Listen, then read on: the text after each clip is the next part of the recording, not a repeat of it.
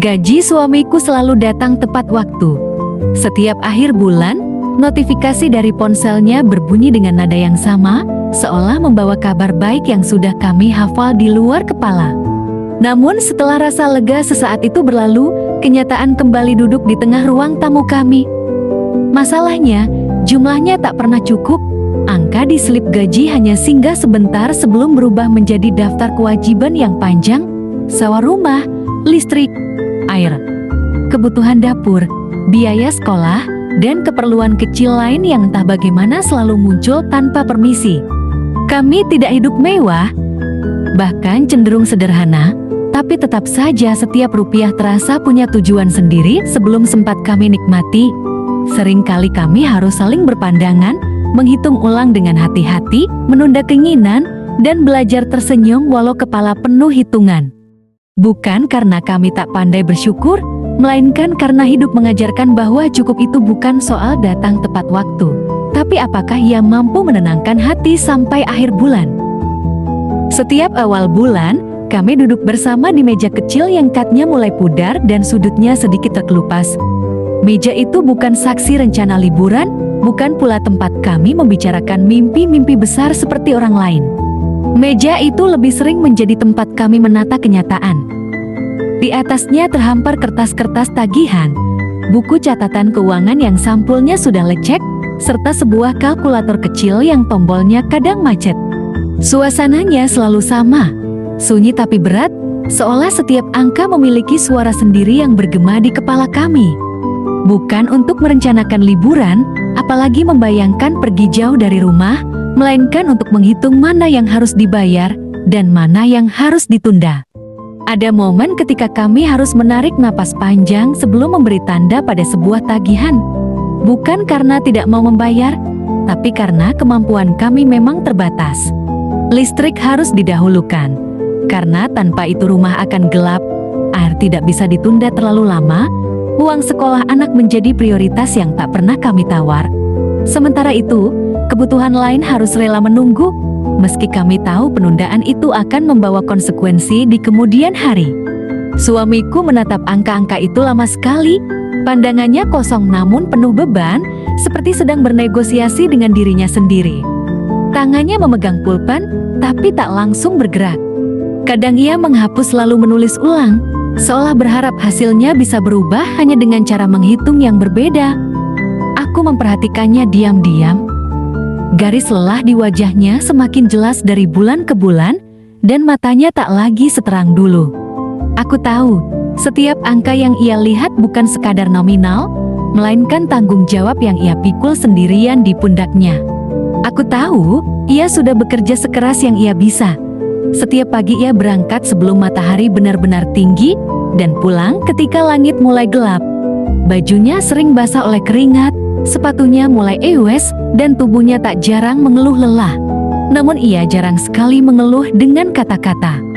Keluhannya lebih sering muncul dalam bentuk diam yang panjang, atau helaan napas pelan saat ia mengira aku tidak memperhatikan. Ia ingin mencukupi, ingin memberi lebih, ingin melihat keluarganya hidup tanpa rasa khawatir yang berlebihan. Ada kalanya aku ingin berkata bahwa aku baik-baik saja, bahwa aku bisa mengerti keadaan ini, bahwa aku tidak menuntut apa-apa selain kebersamaan. Namun kata-kata itu sering tertahan di tenggorokan. Aku takut kalimat sederhana itu justru terdengar seperti penghiburan kosong. Maka aku memilih duduk di sampingnya. Ikut menghitung, ikut diam, dan ikut menanggung beban dengan caraku sendiri. Kami saling menguatkan tanpa banyak bicara. Karena kami sama-sama tahu, suara kadang tidak cukup untuk menjelaskan rasa. Meja kecil itu menjadi saksi bagaimana kami belajar menekan ego dan meredam keinginan. Keinginan membeli sesuatu yang lebih baik, keinginan memperbaiki rumah, keinginan sekadar makan di luar tanpa harus menghitung kembalian. Semua keinginan itu kami lipat rapi, kami simpan di sudut hati yang paling dalam, menunggu waktu yang entah kapan akan datang, yang ada hanya tekad untuk bertahan, satu bulan ke bulan berikutnya. Setiap awal bulan memang selalu terasa sama, tapi di balik rutinitas yang melelahkan itu, ada cinta yang diam-diam tumbuh lebih kuat. Cinta yang tidak diukur dari berapa banyak yang bisa kami beli, melainkan dari seberapa lama kami mampu duduk bersama menghadapi kenyataan tanpa saling menyalahkan. Dan meski angka-angka itu seringkali membuat dada sesak, kami tetap percaya, selama kami masih bisa duduk berdua di meja kecil itu, masih ada harapan yang belum sepenuhnya padam. Gaji itu habis bahkan sebelum pertengahan bulan. Baru beberapa hari berlalu sejak tanggal muda. Namun saldo sudah menipis seperti air yang bocor dari wadah retak. Setiap kali membuka dompet atau melihat layar ponsel, dadaku terasa sesak. Rasanya seperti berlari di tempat, bekerja dan berusaha, tetapi tetap saja tertinggal oleh kebutuhan yang terus datang tanpa jeda. Kami belum sempat bernapas lega, namun kenyataan sudah kembali menagih. Listrik, air, sekolah anak, semuanya minta didahulukan. Tidak ada yang bisa ditawar, tidak ada yang bisa ditunda terlalu lama. Lampu harus tetap menyala agar rumah tidak tenggelam dalam gelap. Air harus terus mengalir untuk kebutuhan sehari-hari. Sekolah anak adalah harga mati, karena masa depan mereka tidak boleh dikorbankan oleh keadaan kami hari ini. Setiap tagihan seperti berdiri berjajar, menunggu giliran, dan kami harus menentukan siapa yang lebih dulu diselamatkan. Di tengah tekanan itu, aku belajar berhemat lebih keras dari sebelumnya. Bukan sekadar mengurangi pengeluaran, tapi mengubah cara hidup secara perlahan. Aku mulai mencatat setiap rupiah yang keluar, sekecil apapun nilainya. Aku berhenti membeli hal-hal yang dulu terasa wajar, seperti camilan kecil atau kebutuhan dapur yang sebenarnya bisa ditunda. Setiap keputusan belanja menjadi pertimbangan panjang, seolah aku harus berdialog dengan nurani sebelum menyerahkan uang di tangan. Mengurangi bumbu menjadi kebiasaan baru. Masakan yang dulu kaya rasa kini terasa lebih sederhana. Garam dan gula ku pakai secukupnya, minyak ku gunakan sehemat mungkin. Bukan karena aku tidak ingin memasak dengan sepenuh hati, tetapi karena aku harus memastikan semua cukup sampai akhir bulan. Aku sering berdiri lama di dapur, menatap panci yang mengepul, berharap masakan sederhana itu tetap bisa menghangatkan perut dan hati kami. Mengulang menu yang sama pun menjadi hal biasa. Hari ini sayur itu, besok sayur yang sama dengan sedikit variasi, lusa masih dengan bahan yang serupa. Anak-anak kadang bertanya kenapa makanannya itu lagi, dan aku hanya tersenyum sambil menjawab bahwa rasanya tetap enak, hanya dimasak dengan cara berbeda. Dalam hati, ada perasaan bersalah yang tak terucap, karena aku tahu mereka pantas mendapatkan lebih dari sekadar pengulangan menu yang sama. Namun semua itu bukan karena pelit, aku tidak sedang menimbun, tidak sedang menyimpan untuk kesenangan pribadi. Setiap penghematan adalah bentuk perjuangan agar kami tidak tumbang di tengah jalan. Aku ingin suamiku pulang ke rumah tanpa beban tambahan, tanpa harus melihat kami kekurangan lebih dari yang sudah ada. Aku ingin anak-anak tetap bisa tersenyum, meski dengan keadaan yang jauh dari sempurna. Ada malam-malam ketika aku menangis diam-diam setelah semua tertidur, bukan karena lapar, melainkan karena lelah menahan perasaan. Tekanan ekonomi tidak selalu berwujud angka. Kadang ia hadir sebagai rasa cemas yang terus mengikuti, bahkan saat kami berusaha beristirahat. Aku sering bertanya dalam hati sampai kapan keadaan ini akan berlangsung, dan apakah kami cukup kuat untuk terus bertahan. Namun di balik semua keterbatasan itu, ada tekad yang perlahan tumbuh. Kami belajar bahwa bertahan bukan sekadar soal uang, tapi soal kesediaan untuk saling menguatkan. Meski gaji itu habis sebelum pertengahan bulan, kami masih memiliki satu sama lain. Dan selama kami masih mau berjuang, mengurangi, mengulang, dan menahan diri, kami percaya selalu ada jalan untuk terus melangkah, meski pelan dan penuh kehati-hatian. Suatu malam, suasana rumah terasa lebih sunyi dari biasanya. Lampu menyala redup, dan suara kipas angin terdengar pelan memecah keheningan. Anak-anak sudah tertidur. Napas mereka teratur, seolah tak tahu betapa berat hari yang baru saja kami lewati. Di ruang kecil itu, aku dan suamiku duduk berdampingan tanpa banyak kata. Wajahnya tampak lebih lelah dari hari-hari sebelumnya, bahunya sedikit membungkuk, dan matanya menatap lantai cukup lama sebelum akhirnya ia membuka suara.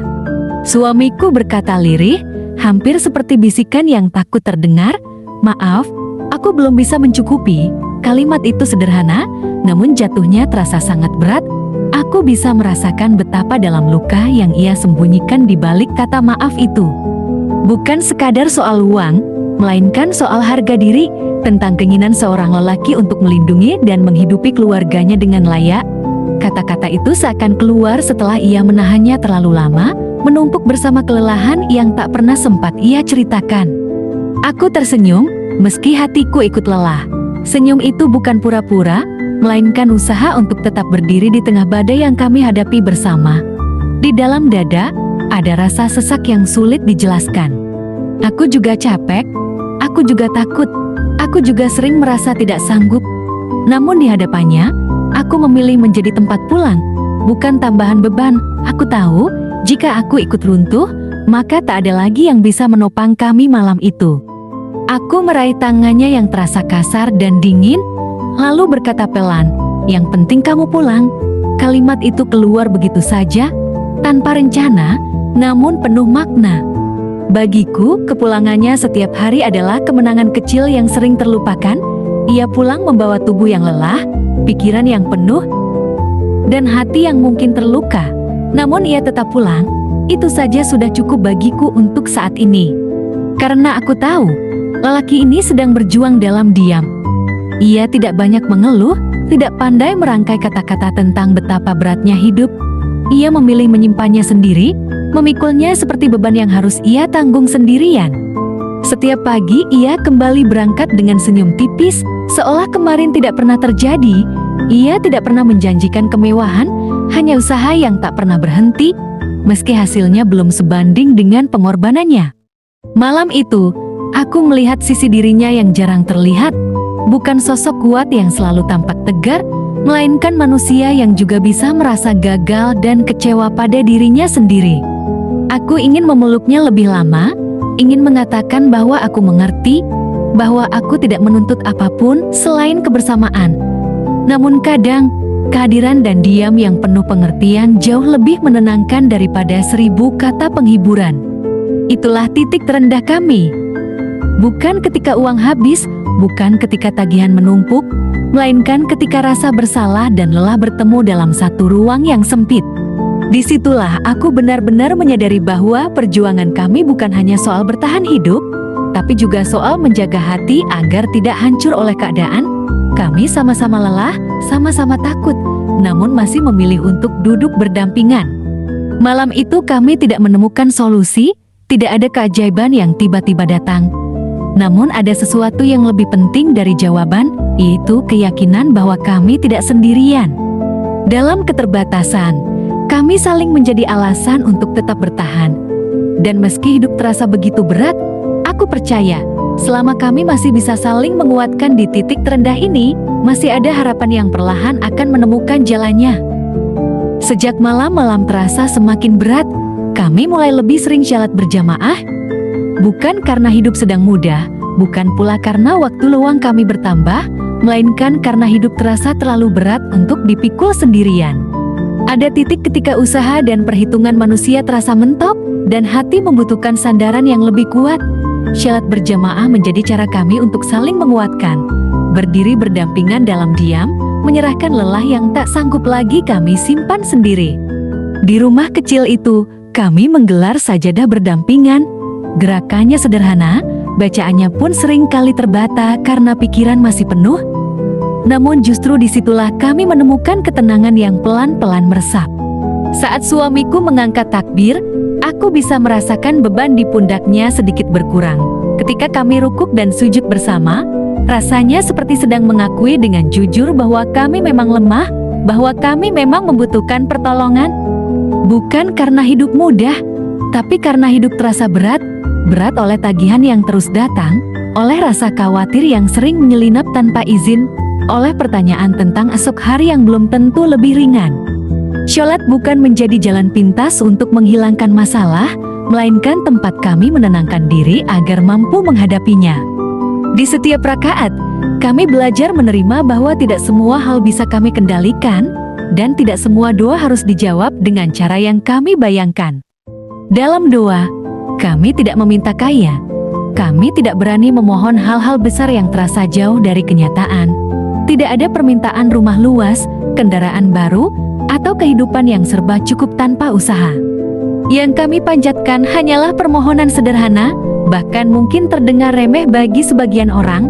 Kami hanya meminta cukup untuk membayar yang harus dibayar, cukup untuk makan hari ini, cukup untuk menjaga hati tetap tenang. Hanya cukup untuk hari ini. Karena memikirkan hari esok saja kadang sudah terlalu berat, kami belajar memecah kekhawatiran menjadi potongan kecil, satu hari dalam satu waktu. Pagi ini cukup, siang ini cukup, malam ini cukup. Besok biarlah menjadi urusan besok. Dalam doa yang sederhana itu, ada harapan kecil yang terus kami rawat agar tidak padam. Selain doa, ikhtiar pun tetap kami jalani. Suamiku tetap berangkat bekerja dengan semangat yang ia kumpulkan sedikit demi sedikit. Aku tetap mengatur rumah sebaik yang aku bisa, mencari cara agar pengeluaran tidak semakin membengkak. Kami tidak menunggu keajaiban turun dari langit tanpa bergerak. Kami melangkah pelan, meski kadang tersiok, karena kami percaya doa dan usaha harus berjalan beriringan. Ada malam-malam ketika setelah syalat, kami duduk diam cukup lama, tidak banyak kata, hanya kebersamaan yang terasa hangat. Dalam keheningan itu, aku merasakan keyakinan yang berbeda. Bukan keyakinan bahwa masalah akan segera selesai, melainkan keyakinan bahwa kami akan diberi kekuatan untuk menghadapinya. Hati yang sebelumnya gelisah menjadi sedikit lebih tenang, seolah diingatkan bahwa rezeki tidak selalu datang dalam bentuk uang, tetapi juga dalam bentuk ketabahan dan rasa cukup. Pelan-pelan, aku belajar bahwa doa bukanlah daftar permintaan, melainkan tempat untuk menata ulang hati. Kami mungkin belum kaya, hidup kami masih sederhana, dan tantangan masih banyak. Namun setiap kali kami berdiri berdampingan dalam syalat, aku tahu kami tidak sedang sendirian. Dan selama kami masih mampu berharap, berdoa, dan berusaha dengan jujur, cukup untuk hari ini sudah menjadi anugerah yang sangat besar bagi kami. Suatu hari, tanpa rencana besar dan tanpa harapan yang terlalu tinggi, aku mendapat pesanan kecil. Awalnya hanya satu orang yang memesan masakan rumahan, sederhana, tidak ada yang istimewa. Aku sempat ragu, takut hasilnya tidak sebanding dengan tenaga yang dikeluarkan. Namun aku tetap memasak dengan sepenuh hati, menggunakan bahan yang ada, mengatur bumbu sehemat mungkin, dan berharap masakan itu bisa diterima dengan baik. Ketika pesanan itu diambil dan orang tersebut tersenyum puas, ada rasa hangat yang sulit dijelaskan, seperti secercah cahaya yang muncul di ujung lorong gelap. Tidak banyak, memang. Keuntungan dari pesanan itu tidak langsung mengubah keadaan kami. Uangnya cukup untuk menambah belanja dapur beberapa hari atau menutup kebutuhan kecil yang sempat tertunda. Namun yang membuatku terkejut adalah pesanan itu tidak berhenti di situ. Beberapa hari kemudian, ada pesan masuk lagi, lalu menyusul pesan berikutnya. Masakan rumahan yang awalnya hanya coba-coba itu perlahan menjadi kegiatan rutin. Aku mulai memasak lebih pagi, menyiapkan semuanya dengan lebih rapi, meski tetap sederhana. Pesanan-pesanan itu datang terus, meski jumlahnya kecil, kadang hanya 2 porsi, kadang 5, jarang sekali lebih. Namun konsistensinya membuat hatiku lebih tenang. Ada perasaan bahwa usahaku tidak sia-sia, bahwa apa yang kulakukan di dapur kecil itu memiliki arti. Aku belajar menghargai setiap rupiah yang datang, karena aku tahu betul bagaimana rasanya ketika tidak ada apa-apa yang bisa diandalkan. Di waktu yang hampir bersamaan, suamiku juga mulai mendapat lembur, tidak setiap hari, tidak pula dalam jumlah yang besar. Kadang hanya beberapa jam tambahan setelah jam kerja selesai. Tubuhnya semakin lelah, tapi matanya tampak sedikit lebih bercahaya ketika ia pulang membawa kabar itu. Lembur itu menjadi tambahan kecil yang sangat berarti. Bukan hanya soal uangnya, tetapi juga tentang harapan yang kembali tumbuh perlahan. Sedikit demi sedikit, keadaan kami mulai bergerak, bukan lonjakan besar yang langsung mengangkat kehidupan kami ke tingkat yang lebih tinggi, melainkan langkah-langkah kecil yang terasa nyata. Dari uang pesanan masakan dan lembur suamiku, kami bisa menutup beberapa lubang yang sebelumnya menganga. Tagihan yang sempat tertunda akhirnya bisa dibayar. Kebutuhan dapur tidak lagi membuatku terlalu cemas. Bahkan sesekali, aku bisa menambahkan satu bahan kecil untuk membuat masakan terasa lebih lengkap. Bukan rezeki besar, Sama sekali bukan. Rumah kami tetap sederhana, rutinitas kami masih sama, dan keinginan-keinginan besar masih kami simpan rapat. Namun cukup untuk menutup lubang yang ada. Cukup untuk membuat napas terasa lebih panjang. Cukup untuk tidur tanpa rasa cemas yang berlebihan. Ada ketenangan kecil yang datang tanpa banyak suara, namun dampaknya begitu terasa. Aku mulai memahami bahwa rezeki tidak selalu datang dengan cara yang megah. Kadang ia hadir dalam bentuk pesanan kecil yang datang terus, atau lembur yang tak seberapa namun konsisten. Rezeki itu mengajarkan kami tentang rasa cukup, tentang menghargai proses, dan tentang bersyukur atas hal-hal yang mungkin dulu kami anggap remeh. Setiap malam, ketika menghitung hasil hari itu, aku dan suamiku saling pandang dengan senyum tipis. Tidak ada euforia, tidak ada perayaan besar. Yang ada hanya rasa syukur yang tenang. Kami tahu perjalanan kami masih panjang, tantangan belum selesai, namun setidaknya hari ini kami bisa berdiri sedikit lebih tegak, dan bagi kami, rezeki kecil yang datang tepat waktu itu sudah lebih dari cukup untuk menguatkan langkah kami ke hari berikutnya. Kami sadar, rezeki tidak selalu datang dalam satu pintu. Selama ini, kami terlalu fokus pada satu sumber, satu jalan yang kami anggap paling masuk akal dan paling aman. Kami menunggu gaji bulanan seolah itu satu-satunya sandaran. Padahal ketika pintu itu terasa sempit, Allah justru membuka celah lain yang sebelumnya tak pernah kami perhitungkan. Dari situlah kami mulai belajar bahwa rezeki bisa datang dari arah yang tidak kami sangka, melalui cara yang terlihat kecil dan sederhana. Kadang, Allah mencukupkan lewat usaha kecil yang kami remehkan. Pesanan masakan rumahan yang awalnya hanya dianggap pengisi waktu, ternyata menjadi penolong di saat genting. Lembur yang tak seberapa, namun rutin, perlahan menutup kekurangan yang ada. Hal-hal yang dulu terasa terlalu kecil untuk dihitung, justru menjadi penyangga agar kami tidak jatuh lebih dalam. Dari situ kami belajar untuk tidak meremehkan apapun yang datang, sekecil apapun nilainya. Hikmah terbesar yang kami rasakan bukan hanya soal bertambahnya uang, melainkan berubahnya cara pandang kami. Kami mulai melihat rezeki sebagai sesuatu yang hidup, yang bergerak mengikuti usaha dan keikhlasan. Kami belajar lebih bersyukur, bukan karena hidup tiba-tiba menjadi mudah, tetapi karena kami mulai peka terhadap nikmat yang selama ini luput dari perhatian. Rasa cukup tidak lagi diukur dari banyaknya yang dimiliki, melainkan dari ketenangan hati saat menjalaninya. Kami juga belajar bahwa usaha kecil yang dilakukan dengan sungguh-sungguh memiliki nilai yang besar di mata Allah. Tidak ada lagi pekerjaan yang kami anggap rendah atau tidak berarti. Setiap langkah, setiap keringat, dan setiap niat baik menjadi bagian dari jalan rezeki itu sendiri. Dan dari semua itu, kami mengerti satu hal sederhana namun dalam, bahwa ketika kami mau bergerak dan tidak menyerah, Allah selalu punya cara untuk mencukupkan, meski lewat jalan yang tidak pernah kami rencanakan sebelumnya. Jika hari ini penghasilanmu terasa kurang, jangan berkecil hati. Perasaan itu manusiawi, apalagi ketika kebutuhan datang silih berganti dan usaha terasa belum sebanding dengan hasilnya. Ada hari-hari ketika kita sudah bekerja sekuat tenaga, namun angka yang diterima tetap membuat dada terasa sempit. Pada saat seperti itu, mudah sekali merasa gagal, merasa tertinggal, bahkan mempertanyakan diri sendiri. Padahal, setiap orang memiliki garis perjuangannya masing-masing, dan tidak semua perjuangan harus terlihat besar di mata manusia. Karena rezeki tidak selalu tentang angka besar, tapi tentang bagaimana Allah mencukupkan, cukup untuk makan hari ini, cukup untuk bertahan 1 bulan lagi, cukup untuk membuat hati tetap tenang meski hidup belum lapang. Kadang rezeki hadir dalam bentuk yang tidak kita sadari, seperti kesehatan yang masih terjaga, keluarga yang tetap utuh, atau jalan keluar kecil yang datang tepat saat kita membutuhkannya. Semua itu adalah bagian dari kecukupan yang sering luput kita syukuri.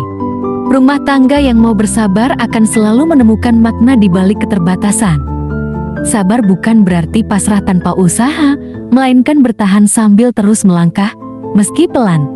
Sabar adalah memilih untuk tidak saling menyalahkan ketika keadaan sulit, dan tetap menggenggam tangan satu sama lain saat hati lelah. Dalam kesabaran itu, Allah bekerja dengan caranya sendiri, menyusun rezeki setahap demi setahap sesuai dengan kekuatan hamba-Nya. Mungkin hari ini kita belum kaya, belum bisa hidup seperti yang kita impikan. Namun selama kita masih diberi kemampuan untuk berusaha, berdoa, dan bersyukur, kita sebenarnya sedang dicukupkan. Dan seringkali, kecukupan itulah yang menjadi pondasi terkuat bagi sebuah rumah tangga. Bukan kemewahan, bukan jumlah yang berlebihan, melainkan hati yang tenang karena yakin bahwa setiap perjuangan tidak pernah luput dari perhatian Allah.